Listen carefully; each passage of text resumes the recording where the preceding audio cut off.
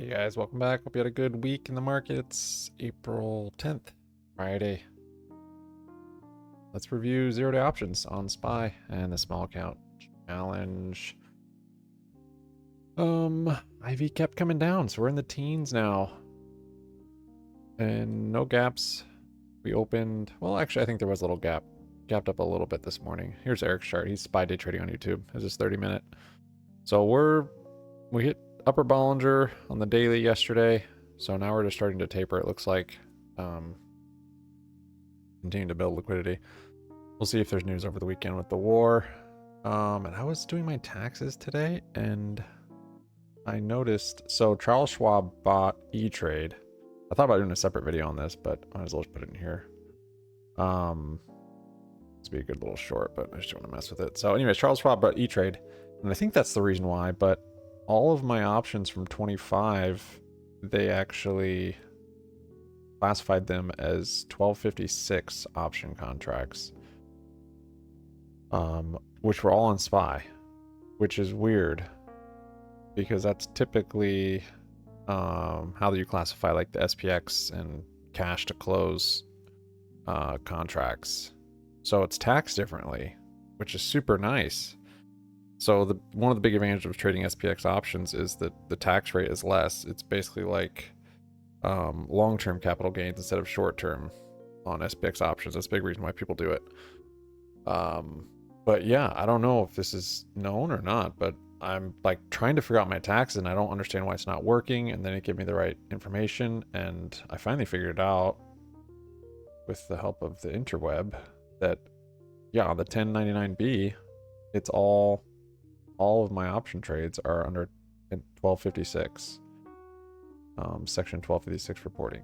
So unless I'm doing my taxes wrong or something, I don't know. This is really weird, but looks like they're for some reason classified them as the same that you would at SPX, like the cash to close options. Anyways, let's get into it. So if that helps you out, I don't know, maybe all brokerages are doing it now. I don't think any changed. I think it's actually just E-Trade, and maybe Charles Schwab is always doing it.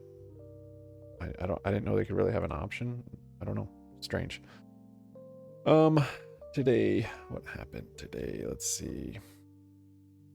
Started with some selling. I got purple for the aggressive selling, and then this gold.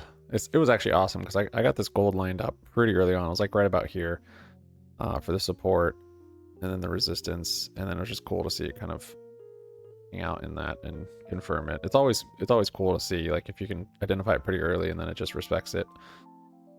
I did have a couple more maybe, but I ended up cleaning it up because there weren't a whole lot that I saw. My first trade was at 956, and it was a call based on it breaking the gold there.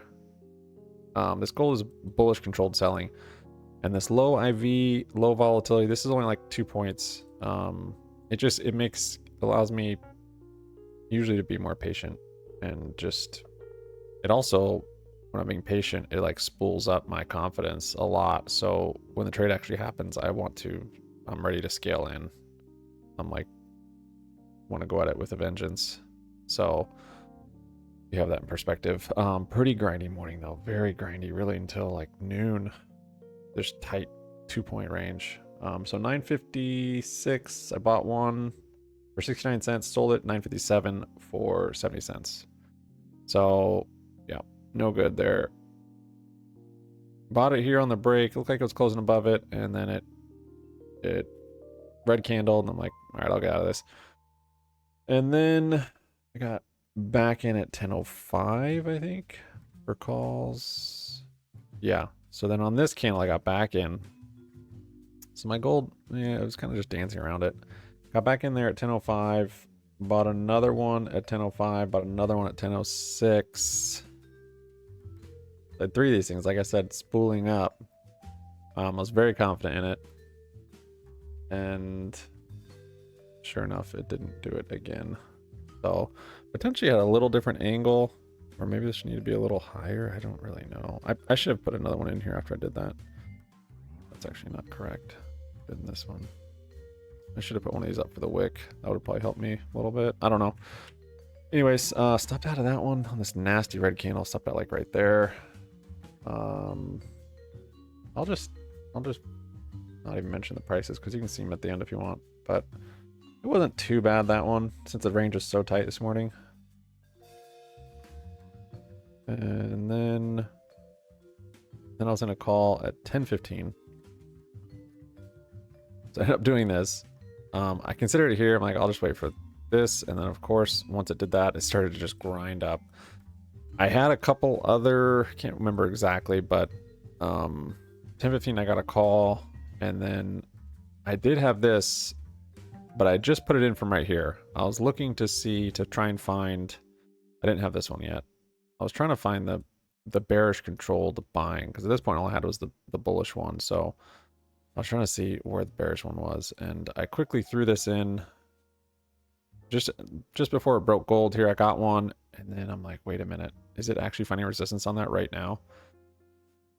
I was like, no, I didn't want it to be one of those times where I chart something that makes me not take the trade because I'm hitting a resistance. Turns out it was actually buying up in that gray. So it broke it, but it had no headroom. And this is not what I'm trying to hold for at all.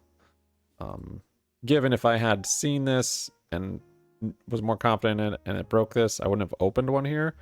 And potentially then I could have milked it a little bit more and traded in this little channel, buying it and using that for my stop.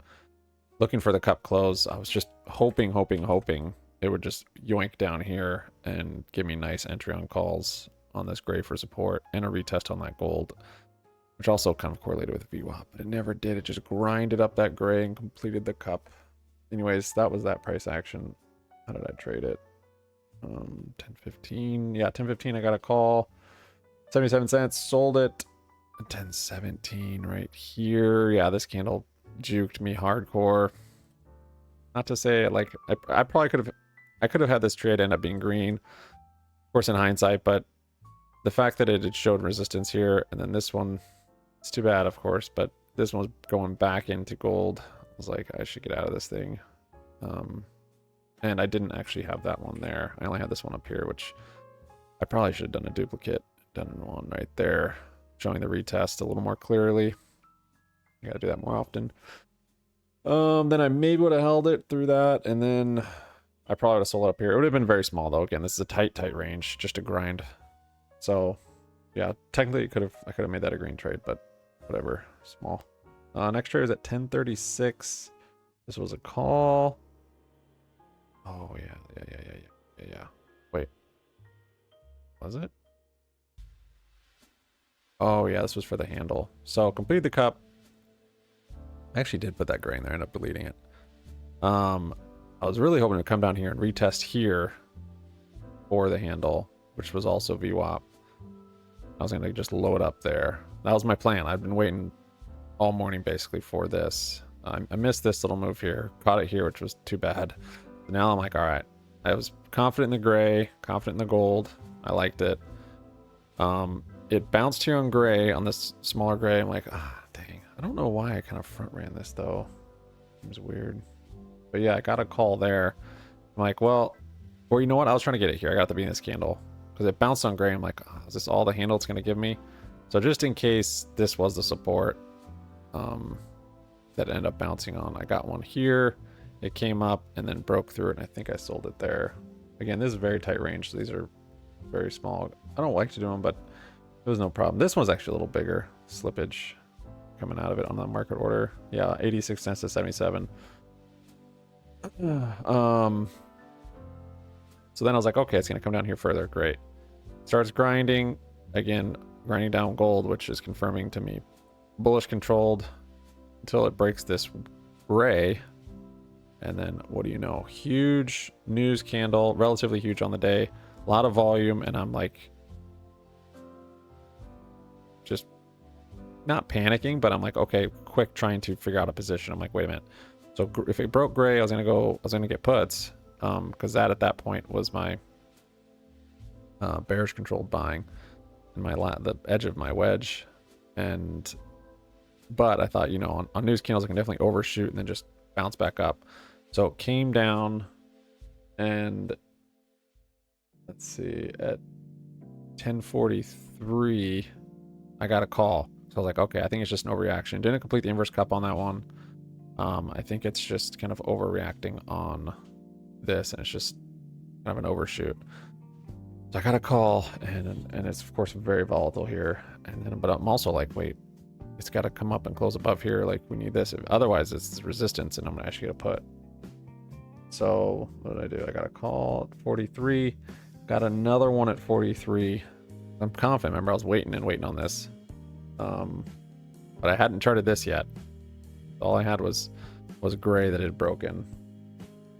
And then got another one at 44, and then another one at 44. Oh yeah, I kept getting them. And here. Is that right? Yeah. Yep. Because and on the times I'm getting these, the candles are up above gray, so I'm not getting good fills on them. They're up here, and then this one's going up here. I'm like, all right, yep, this is gonna be sick. It's nice, perfect inverse head for the shoulder. It's gonna rip. And so I had pretty good scale at that point. And if it did, it would have been sick. I don't usually hastily jump into news candles. Usually I sit on it and wait for it to, settle down, see where we're at. I think because the morning was so slow and I was just confident and waiting on it that I did that. So 70 cents, 69 cents, 67 cents, 66 cents, sold them all for 58. So nasty loss on that one. And I sold it. Where did I sell it? 10:45. Yeah, on this candle. Because then to me it looks like it's rejecting the gray. So not only am I thinking I'm going to sell these, this is a great spot to get puts for the inverse cup. Oh, I did it. I got puts. Yep. No. Wait. 45. Yeah, I got puts at 10:45 on that same candle. 10:45 got two puts for 77 and 78. Sold them on the next candle, 10:46. The 45 got puts. Sold them here when it closed above. What was above here? 46. Yes, that's right. That is how my morning went. So much patience, all to be thrown away because of some volatility. Got me shook. Then 10:58. So I waited a bit. It breaks my gold, and exact same thing that happened back here. It was buying up in this gray, which I don't even have. I don't even know if I put it back down here because I just wasn't too confident even from back here. I don't know. Maybe I had it, but I just wasn't paying attention at that point. It was hard to focus, probably because of my emotions were clouding my judgment. So I got a put there, or a call there. Is that right? Yeah, I got a call there. I just got one. Closed it for just a penny loss at 59. I got a nice fill on it. Closed it right here because I saw the gray. I eventually saw the gray then. And I got out of it. I'm like, oh crap. So 58, 59. Wait, no. I didn't close it there. That seemed too rash to me, or too responsible. I was buying more. 58, 59, 59. I was buying calls. Yep. Sold one at 11 and then sold the other two at 11. Candle. That's what happened. Okay, and then moving on, I stepped up, got away from my computer, went and had an early meal. I just was not happy with my trading and need to step away and keep myself from revenge trading. I have a couple canceled trades here at 11:34. Yes. See, those would have been nice if I actually did those. I bought puts here at 11:34, came back. That was about 35 minutes. By that point, I had charted the green. I put orders for the puts, and then it kind of retested. I think I just kind of chickened out. I was like, you know what? I don't want it. I want to wait for the cup to close. I'm gonna be more patient. But that of course would have worked out, but it's okay because I wanted to try and just take my time. I did end up getting a call though at 30. Wait, what? 11:37. Oh, that's right. I remember. I quick looked at Eric's Discord. It wasn't even Eric, it was someone else on his Discord. And their lines had this as the support. So this was just a little different angle and it was bouncing on that support. And I looked at it, I'm like, just briefly, I'm like, that could be. It also is bouncing, it could be retesting this gold. I'm like, this could still be kind of a handle for this cup and handle. Which it could be. The fact that it started to kind of sell on the gold was bullish. But yeah, that was so dumb. Now looking, I'm like, what was I thinking? And that's why. Can't look at other people's stuff. I mean, it makes sense. The logic was there. If this didn't exist, then that would have been a nice trade. Otherwise, it would have been very, very logical for me to get puts here, unless if I thought gold was a support. So then I potentially, if I wanted to wait, I could have gotten them here, which of course doesn't give much room to the downside, too low of day. So all of this just couldn't really be traded. Yeah, really none of this could be traded. I could have gotten puts here if that gold didn't exist, but it was hard for me to unsee that. That's right, I forgot I got a call there. 37 to 38 bought and sold the call, and then at 51, so another 20 or 30 minutes, I bought 2 puts. Limit orders. Here, this candle. Finally, so the inverse cup closed. Just a little handle. I was really hoping for a big handle, moving up to VWAP, retesting here.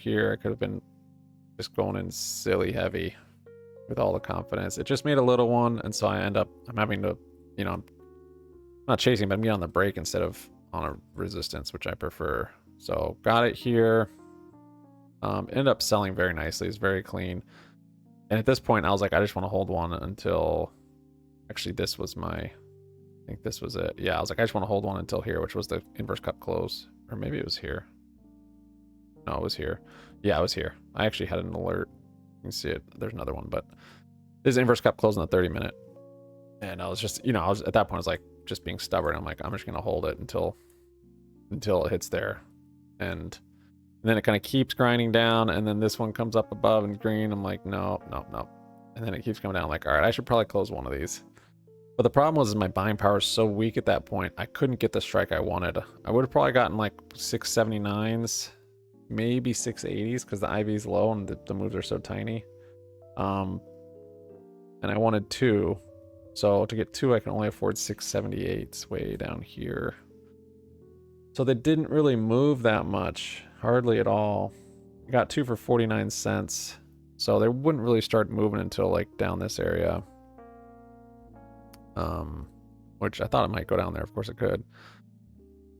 I would have only had to get 1 if I was going to get a 679. Yeah, I just killed my buying power back here.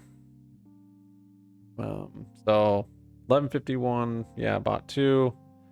Sold the first one at 1155. So on this candle, actually I got a nice close on this. I'd waited through this candle, which was beautiful that it closed down here, and this one gave me nice velocity, and I bottom ticked it pretty much. So caught the first sell right here. I continue to sell. This candle came up, flipped green, came here, and then I think I closed the other one here. I was like, I'm not gonna hold it till here. It's probably gonna come back up. Even if I do a break-even stop, it's gonna stop me out. I actually had a line right here with an alert, and I'm like, all right, this is gonna be my stop. So this contract definitely would have gone negative, retracing all the way back up here. But yeah, at some point it would have been more valuable, but whatever. That would have been more gambly than I prefer. Not with 2 contracts, maybe 4 to do with 1, but not with just 2. So I was like, all right, I should just be rational and close it. So I think I closed it like at the perfect spot though. Yeah, 59. And the close I got on here was the same price I got on there. Even though it came all the way down. Of course, there was more here, but how do you know?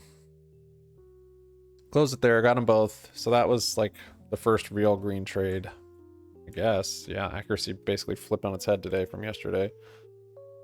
So that one felt good, and I was like, it's just too bad I didn't have any buying power really to get what I wanted on that one, so it didn't really pull me out of the hole that much. And then I had, let's see. Oh, and then on let me see, 1151.